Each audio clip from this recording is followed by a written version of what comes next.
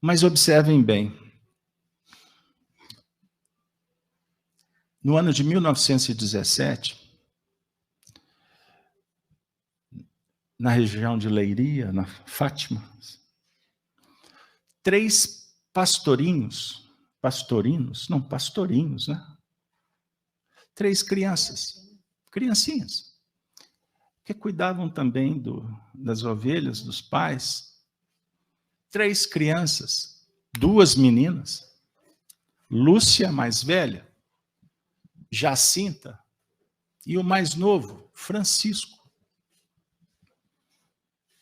Dentro de uma tradição católica dos pais, mas eram pessoas pobres, família pobre, inculta. E eles ajudavam os pais, dentro daquele contexto de muita dificuldade. E num determinado dia, maio, dia 13, eles têm uma visão. E a partir daquela visão, o mundo nunca mais seria o mesmo. Eles viram, na descrição, uma mulher linda. Mas eles tinham dificuldade de identificá-la, tamanha luminosidade. A veste se confundia com o brilho do sol. E eles ficaram embevecidos. Imagine, eles estavam diante de uma santa. Era a visão. Era a forma com que eles compreenderam o processo. E perguntaram: quem é a senhora? E ela respondeu: eu sou a Mãe Santíssima. Gente, nós já bebemos tanto das histórias do Chico Xavier, encontrando com a mãezinha querida depois da desencarnação no ano de 1915. O Chico se encontrando com tantos espíritos de alta envergadura. Foi ali, naquela época, 1917, essas crianças começaram a ter essas visões. E ela começou a definir uma rotina. Ela voltaria todos os meses no dia 13. Mas que eles se comprometessem a não contar para ninguém. E o interessante, porque Lúcia e Jacinta eram as duas clarividentes. Elas viam a imagem e ouviam o que o espírito ditava. Por outro lado, Francisco, o mais novo, tinha a vidência, mas não ouvia. Então o espírito orienta: conte para ele tudo que eu vou dizer para vocês, porque eu vou explicar o que significa tudo isso. Então foi um processo de muitas revelações, que se estendeu até por volta do ano seguinte, 1918. Bom, pessoal, eu não vou tomar o tempo de vocês, mas eu sugiro que vocês pesquisem. Tem muito vídeo, coisas boas, coisas aproveitáveis, outras nem tanto, mas vale conhecer. Porque existem alguns portais que detalham isso.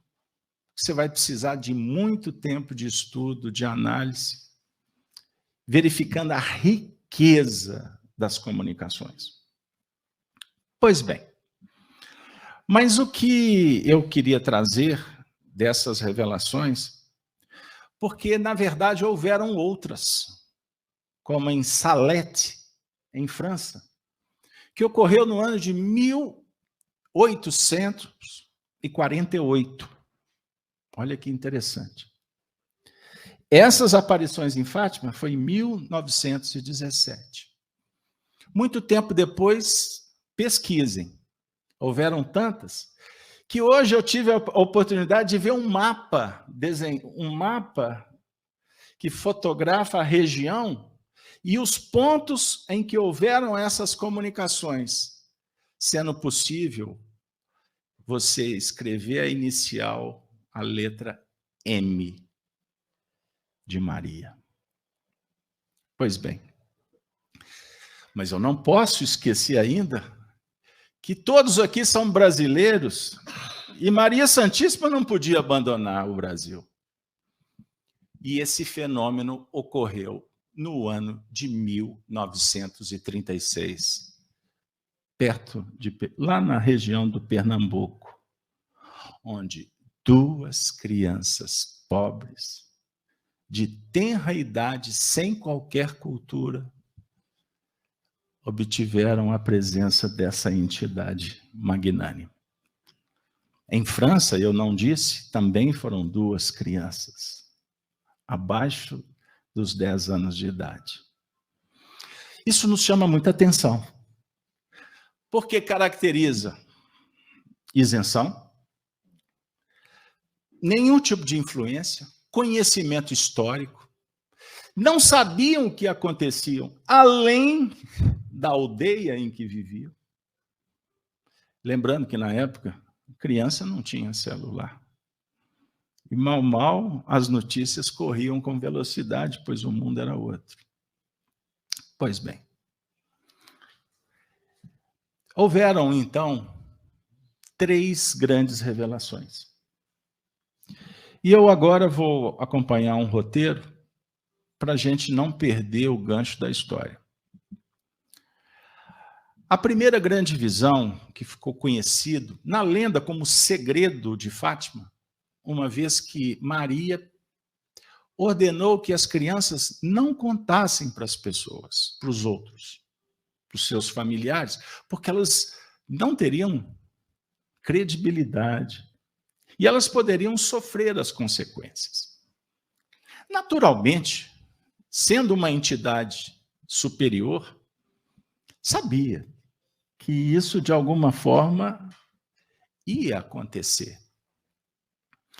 Mas tem um peso específico, porque foram 3 grandes revelações, sendo que a última, essa não foi contada. Porque imagine uma criancinha, onde você estava, menino? A Jacinta contou para os pais. E como era uma comunidade, eles pressionaram as crianças e elas acabaram como que contando tudo que estava acontecendo. E isso se espalhou, se espalhou.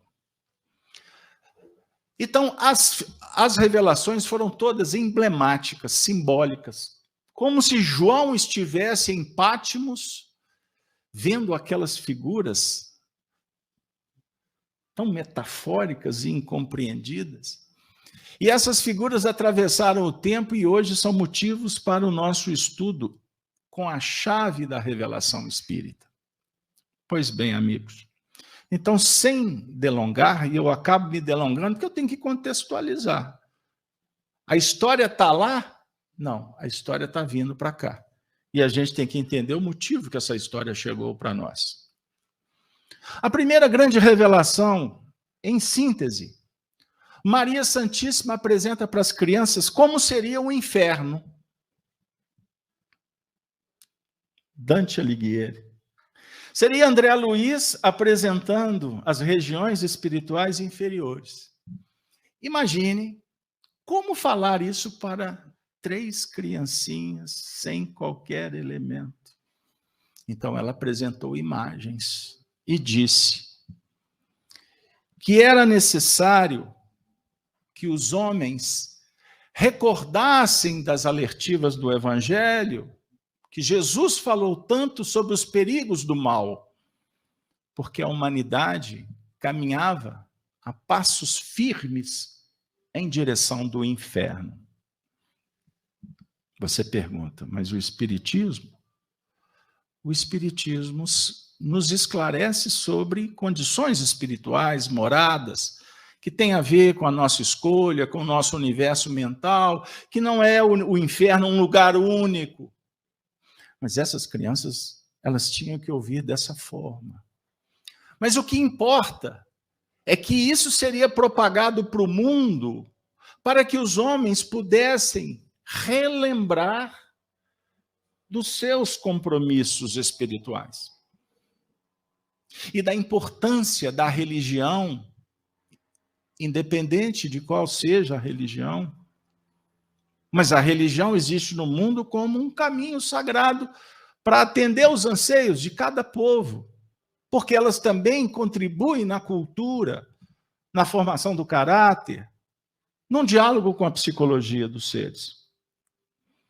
E os homens caminhavam a passos largos para se afastarem das religiões.